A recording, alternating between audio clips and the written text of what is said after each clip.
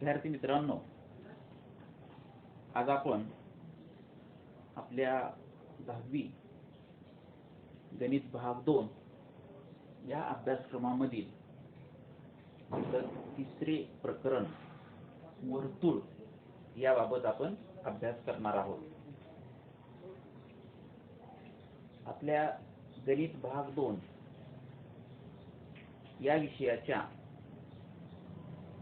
गणित प्रश्नपत्रिकेमध्ये वर्तुळ या प्रकरणावरती आपल्याला 12 गुण असतात। 12 गुणांचे प्रश्न आपल्याला या बोर्ड प्रश्नपत्रिकेमध्ये विचारलेले असतात। एकूण आपल्याला माहिती आहे, आपल्या अभ्यासक्रमामध्ये गणित भाग 2 ची 7 प्रकरणं आहेत। थोडं लक्षात ठेवायचं, 7 प्रकरणापैकी जे पहिलं आणि 7वं प्रकरण आहे ते 10 गुणांसाठी आहे आणि हे तिसरं प्रकरण हे 12 गुणांसाठी आणि उर्वरित सर्व प्रकरणं प्रत्येकी 7 गुणांसाठी आहेत। असे एकूण प्रश्नपत्रिकेमध्ये आपल्याला 60 गुणांचे प्रश्न असतात, त्यापैकी आपल्याला 40 गुणांचे प्रश्न सोडवायचे असतात। तर चलूया आपण आता या ठिकाणी आपलं जे तिसरं प्रकरण आहे वर्तुळ याबाबत आपण थोडासा अभ्यास करूया। आपणा सर्वांना माहिती आहे, अगदी 5वी पासून 9वी पर्यंत आपण वर्तुळाबाबत विविध प्रकारे अभ्यास केलेला आहे। त्याचे असणारे घटक याबाबत अभ्यास केलेला आहे। वर्तुळाच्या बाबतीत विचार केला तर कोणकोणते घटक असतात वर्तुळाच्या बाबतीत, आठवा थोडंसं। वर्तुळ ही आकृती डोळ्यासमोर आणल्यानंतर काय काय लक्षात येतं आपल्या? पहा, वर्तुळ म्हटलं की त्याचा केंद्र हे लक्षात येतं। त्यानंतर आणखी कोणते घटक असतात वर्तुळाचे? पहा, जीवा, व्यास, त्रिज्या,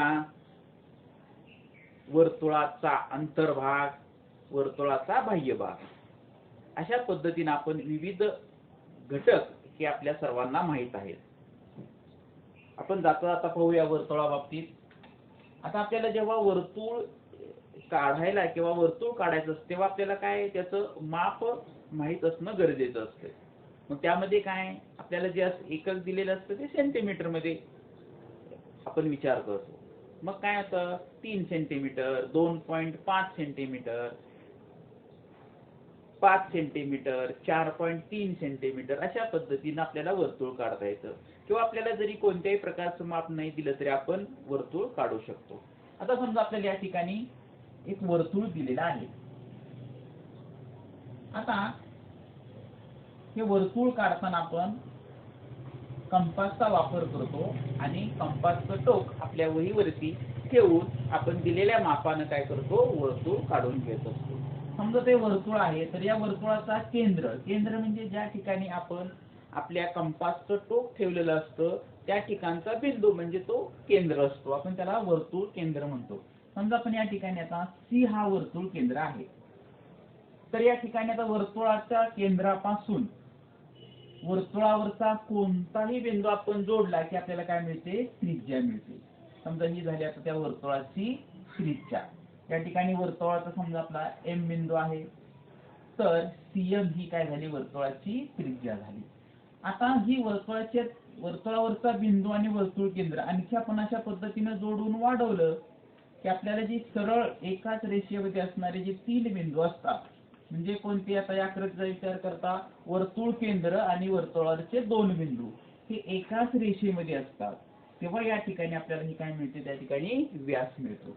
म्हणजे या ठिकाणी काय आपण घटक पाहतो? C हे काय आहे? आपलं वर्तुळ केंद्र। या ठिकाणी CM किंवा CN हे काय आहे? त्रिज्या आहे। CM त्रिज्या आहे तसं CN देखील काय आहे? त्रिज्या आहे। त्यानंतर MN ही काय आहे? वर्तुळाचा व्यास आहे। आता वर्तुळावरचे 2 बिंदू आपण इथं जोडले बघा, इथं M आणि N वर्तुळाचे 2 बिंदू जोडलेले आहेत। आता इथं बघा आणखी आपण समजा आता असे 2 बिंदू जोडूया। समजा त्याला आता P आणि Q हे वर्तुळावरचे 2 बिंदू आहेत आणि तेही जोडलेले आहेत। इथं देखील वर्तुळावरचे दोन बिंदू जोडलेत पी क्यू, आणि या ठिकाणी सुद्धा वर्तुळावरचे दोन बिंदू जोडलेत एम आणि एन. पण इथं फरक आहे पहा. काय फरक आहे? तर या ठिकाणी एम एन हा काय वर्तुळ केंद्रातून गेलेला हा रेषाखंड आहे, पण पी क्यू हा रेषाखंड वर्तुळ केंद्रातून गेलेला नाही. तेव्हा या ठिकाणी आपण काय म्हणतो? पी क्यू ला आपण काय म्हणतो? या ठिकाणी जीवा म्हणतो. जो रेषाखंड वर्तुळ केंद्रातून जातो आणि वर्तुळावरचे दोन भिन्न बिंदू जोडतो त्याला आपण काय म्हणतो? व्यास म्हणतो. पण जर वर्तुळावरचे दोन बिंदू जोडले परंतु तो वर्तुळ केंद्रातून जात नाही तेव्हा आपण त्याला काय म्हणतो? जीवा म्हणतो. मग आता एम एन या आपल्या आकृतीमध्ये एम एन ला जीवा म्हणू शकतो का आपण? हा जो व्यास आहे त्याला जीवा म्हणू शकतो का? पहा, हा एम एन ला आपण जीवा म्हणू शकतो का? तो व्यास आहे आपला, त्याला जीवा म्हणता येईल का? तर येईल. का? तर वर्तुळावरचे दोन भिन्न बिंदू जोडले की आपल्याला जीवा मिळते. इथं सुद्धा वर्तुळावरचे दोन भिन्न बिंदू जोडलेले आहेत म्हणजे ती जीवा देखील आहे. म्हणजे लक्षात ठेवायचं, व्यास ही जीवा असू शकते. पण जीवा एखादी घेतली तर ती व्यास होईल का? तो विचार करूया आपण. व्यास म्हटले की काय आपल्या डोळ्यासमोर येतं? व्यास म्हटले की वर्तुळावरचे दोन बिंदू जोडलेले परंतु तो रेषाखंड वर्तुळ केंद्रातून गेलेला पाहिजे, तर आपण त्याला काय म्हणतो? व्यास म्हणतो. तसं या ठिकाणी आता पी क्यू ही जेव्हा आपण विचारात घेतली तर ती वर्तुळ केंद्रातून गेलेली नाही, म्हणजे त्या जीवेला आपण व्यास म्हणू शकत नाही. लक्षात ठेवा, व्यास हा वर्तुळ केंद्रातूनच जातो, ती जीवाच असते. परंतु वर्तुळ केंद्रातून गेली की आपण त्याला विशिष्ट नाव देतो आणि त्याला आपण काय म्हणतो? व्यास म्हणतो. म्हणजे आपल्याला असे असंख्य व्यास काढता येतात.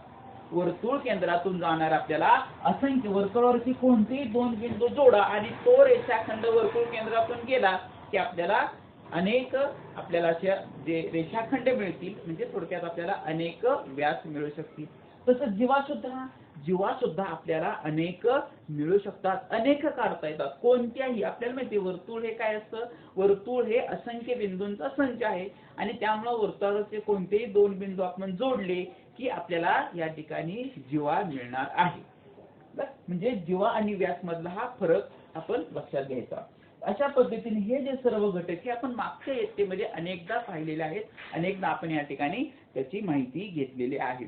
आता वर्तुळाचा अंतर्भाग आणि बाह्य भाग हा काय असतो? आता या ठिकाणी बघा, या ठिकाणी आता मी काही बिंदू काढले वर्तुळामध्ये. समजा या ठिकाणी आता X, इथं Y, इथं Z असे बिंदू काढते. या ठिकाणी आता समजा आता S, T, R असे काही बिंदू घेतो. आता बघा या ठिकाणी आपण किती बिंदू घेतो? या ठिकाणी X, Y, Z किंवा इथं केंद्र असणारा C, हे सर्व काय आहे? या वर्तुळाची जी कडा आहे, आपण याला काय म्हणतो? वर्तुळाची कडा. या वर्तुळाच्या कडेच्या आतल्या भागामध्ये असणारा जो बिंदू असतात किंवा जो बिंदूंचा संच असतो त्या सर्वांना आपण काय म्हणतो? वर्तुळाचा अंतर्भाग असं आपण म्हणतो. आणि जे वर्तुळाच्या या कडेच्या बाह्य भागामध्ये जो बिंदू असतात किंवा हे सगळे काय असतात, म्हणजे आपण या आकृतीचा विचार करता इथं आपल्याला बिंदू S, बिंदू R, बिंदू T हे वर्तुळाच्या ह्या कडेचे, ही जी वर्तुळाची कडा आहे त्याच्या बाह्य भागामध्ये आहेत. म्हणजे या ठिकाणी आपल्याला वर्तुळाचं या ठिकाणी हा बाह्य भाग त्याला आपण म्हणतो. म्हणजे या ठिकाणी आपण काय काय थोडंसं पाहिलं बघा. आपण आता या ठिकाणी वर्तुळ केंद्र, त्रिज्या, व्यास, जीवा, वर्तुळाचा अंतर्भाग, वर्तुळाचा बाह्य भाग. आता आणखी एक आपण मागच्या इयत्तेमध्ये आपण एक या ठिकाणी गुणधर्म वर्तुळाच्या बाबतीत पाहिला होता की या ठिकाणी त्रिज्या आणि व्यासाचं काहीतरी नातं आहे. काय आहे त्रिज्या आणि व्यासाचं नातं? त्रिज्या आणि व्यासाचं काय नातं आठवा. काय असतं? तर बघा, त्रिज्येच्या दुप्पट हा व्यास असतो. त्रिज्येच्या दुप्पट व्यास असतो, किंवा आपल्याला आणखी कसं म्हणता येईल? व्यास हा, व्यासाचं माप हे काय असतं? त्रिज्येच्या दुप्पट असतं, आपल्याला असं म्हणता येतं. किंवा त्रिज्या ही काय असते? व्यासाच्या निम्मी असते. किंवा त्रिज्या म्हणजे थोडक्यात आपल्याला काय सांगता येईल? थोडक्यात आपण आता असं म्हणता येईल की व्यास बरोबर 2 गुणिले त्रिज्या. 2 ने काय गुणायचं तर दुप्पट. दुप्पट म्हणजे या ठिकाणी आपण 2 ने गुणतो म्हणजे व्यास बरोबर त्रिज्या गुणिले 2 किंवा 2 गुणिले त्रिज्या म्हणजे दुप्पट. 2 पट असते, पट म्हणजे गुणिले, म्हणून 2 गुणिले त्रिज्या म्हणजे आपल्याला व्यास मिळतो. किंवा आपण त्रिज्याचा विचार केला तर त्रिज्या कशी असते तर त्रिज्या बरोबर व्यास भागिले 2. त्रिज्या आपल्याला कशी मिळते तर व्यास भागिले व्यासाचे निम्मे. आता आपण आपल्या या ठिकाणी असं विचार करूया की mn हा जो व्यास आहे, समजा हा व्यास 12 सेंटीमीटरचा आहे. व्यास हा 12 सेंटीमीटरचा आहे, तर त्रिज्या किती होईल? व्यास जर 12 सेंटीमीटरचा असेल तर आपल्याला त्रिज्या किती मिळेल तर 12 भागिले 2 किंवा 12/2. म्हणजे आपण 2 आणि 12 ला भाग केला, पूर्ण भाग केल्यानंतर किती मिळेल आपल्याला 6 मिळेल. म्हणजे आपण असं म्हणू शकतो की या दिलेल्या वर्तुळाचा व्यास 12 सेंटीमीटर असेल तर त्रिज्या 6 सेंटीमीटर असते. आता आपल्याला समजा आपण उलटा विचार करूया. समजा त्रिज्या आपल्याला 3.5 सेंटीमीटर दिलेली आहे. त्रिज्या किती दिलेली आहे 3.5 सेंटीमीटर ही आपल्याला काय दिलेली आहे त्रिज्या दिलेली आहे. तर किती होईल आपल्याला या ठिकाणी त्याचा व्यास? व्यास किती होईल इथं तर व्यास म्हणजे काय असतो त्रिज्येच्या दुप्पट म्हणजे 2 गुणिले 3.5 म्हणजे 3.5 च्या दुप्पट म्हणजे 3.5 च्या दुप्पट असं आपण थोडक्यात तोंडी विचार करूया. 3.5 च्या दुप्पट किती होईल 7 होईल. म्हणजे या ठिकाणी व्यास किती मिळेल आपल्याला 7 सेमी होईल. म्हणजे 3.5 गुणिले 2 केलं आपल्याला 7 सेमी हा व्यास मिळेल. लक्षात आलं? म्हणजे अशा पद्धतीने आपल्याला व्यास आणि त्रिज्येचं हे काय असतं नातं असतं. पुन्हा लक्षात ठेवायचं व्यास हा त्रिज्येच्या दुप्पट असतो. म्हणजे जर त्रिज्या दिली असेल तर व्यास काढण्यासाठी त्याचे दुप्पट करायचे, किंवा आपल्याला जर व्यास दिला असेल आणि त्रिज्या पाहिजे असेल काढायची असेल तर आपल्याला काय करायचं त्या व्यासाची निम्मी करायची म्हणजे 2 न भागणे. 2 न भागणे म्हणजे निम्मी आपल्याला या ठिकाणी मिळते. अशा पद्धतीने आपल्याला या ठिकाणी त्रिज्या आणि व्यासचाही आपण या ठिकाणी पाठीमागच्या इयत्तांमध्ये अभ्यास केलेला आहे. ते या ठिकाणी आपण रिव्हिजन किंवा एक थोडक्यात आपण त्याबद्दलची माहिती आपण या ठिकाणी घेतलेली आहे. आता आपण हेच भाग आपण एखाद्या उदाहरणाने आपण या ठिकाणी आता पाहणार आहोत. बघा या ठिकाणी आपल्याला एक उदाहरण घेऊया आपण.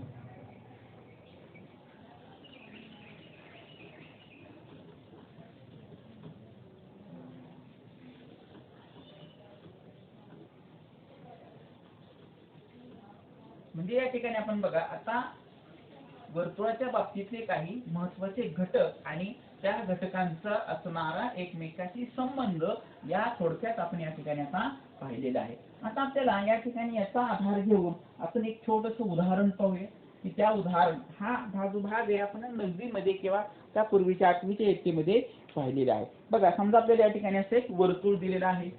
एक उदाहरण आपण पाहूया.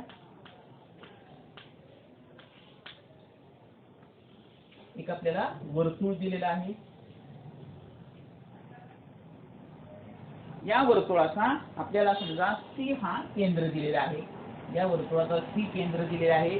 या वर्तुळामध्ये एक आपल्याला या ठिकाणी जीवा दिलेली आहे. समजा या ठिकाणी mn ही जीवा दिलेली आहे. वर्तुळ केंद्र सी आहे म्हणजे सी केंद्र असलेले एक वर्तुळ दिलेले आहे. mn ही आपल्याला या ठिकाणी जीवा दिलेली आहे. त्यानंतर आता या ठिकाणी या वर्तुळाचा त्यांनी व्यास सांगितलंय की व्यास हा या वर्तुळाचा समजा आपल्याला या ठिकाणी 16 सेमी दिलेला आहे. व्यास या वर्तुळाचा आपल्याला 16 सेमी दिलेला आहे. आता या ठिकाणी आपण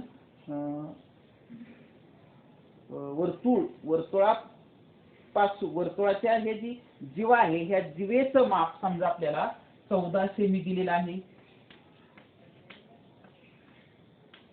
जीवाचं माप आपल्याला 14 सेमी दिलेलं आहे. तर आपल्याला असं विचारलंय की वर्तुळ केंद्रापासून जीवेचे अंतर किती? वर्तुळ केंद्रापासून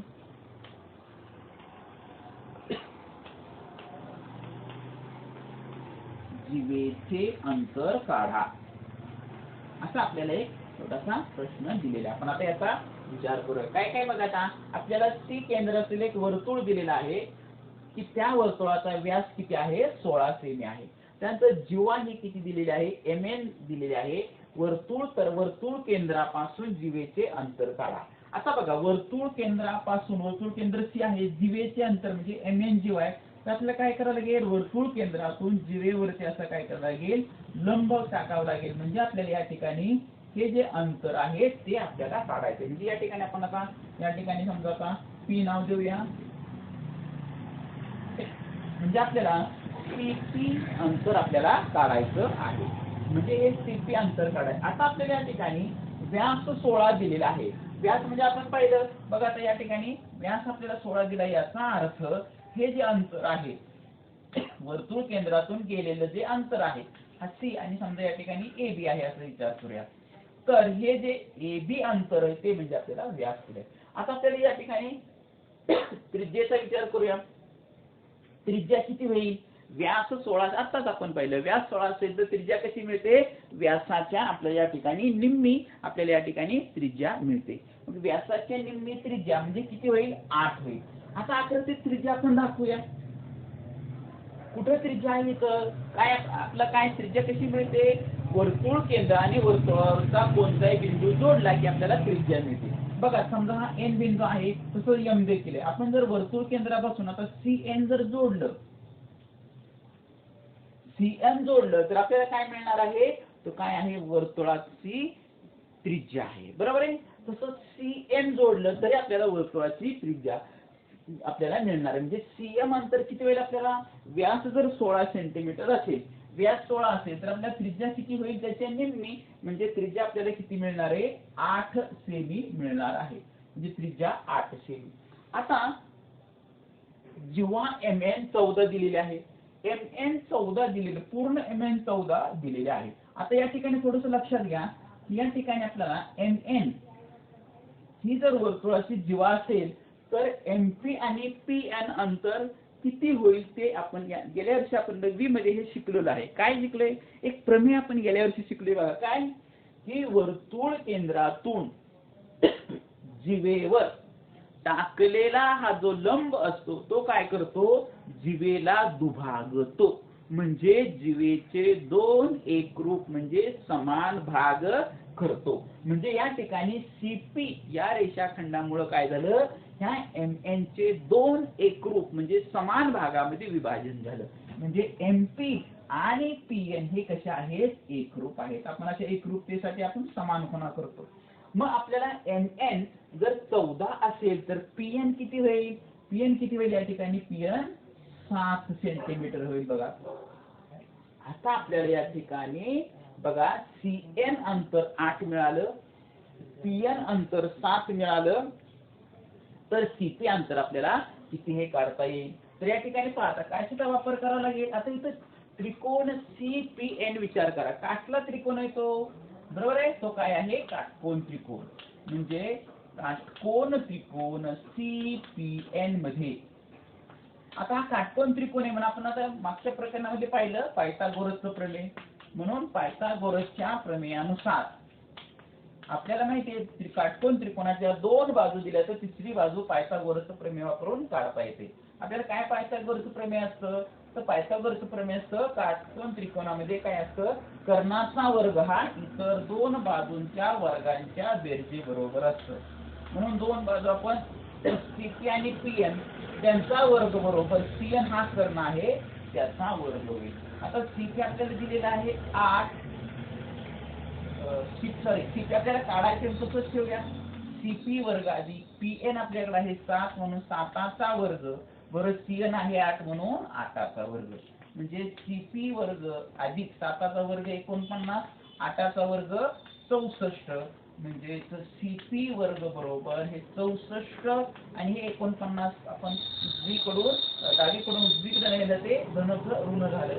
म्हणजे सीपी वर 64 वजा 49 किती आहे बघा, 64 मधून 49 गेले, 9 5 14 5 15 राहिले, बरोबर आहे 15. आता आपल्याला 15 वर्गमूळ निघत नाहीये म्हणून आपण काय लिहू, म्हणून सीपी बरोबर वर्गमुळात 15 सेमी हे काय झालं अंतर झालं. म्हणजे आपल्याला या ठिकाणी काय सांगता येईल की जे CP म्हणजे हा जो वर्तुळ केंद्रापासून जिवेपर्यंतचं अंतर हे किती मिळालं वर्गमुळात 15 सेमी. अशा पद्धतीने आपल्याला या ठिकाणी आपण एक उदाहरण पाहिले की व्यास आणि आपल्याला जिवेचं माप दिलं तरी आपल्याला त्याच्या आपण काय केलं या ठिकाणी तोंडी या ठिकाणी आपण थोडंसं व्यासावरून त्रिज्या काढली आणि पूर्ण दिलेल्या जिवेच्या अंतरावरून क्लिअर अंतर काढून या ठिकाणी हा भाग आपल्या नववीमध्ये आपण अभ्यासलेला आहे. आता पुढच्या तासामध्ये आपण या ठिकाणी अधिक अभ्यास करूया. धन्यवाद.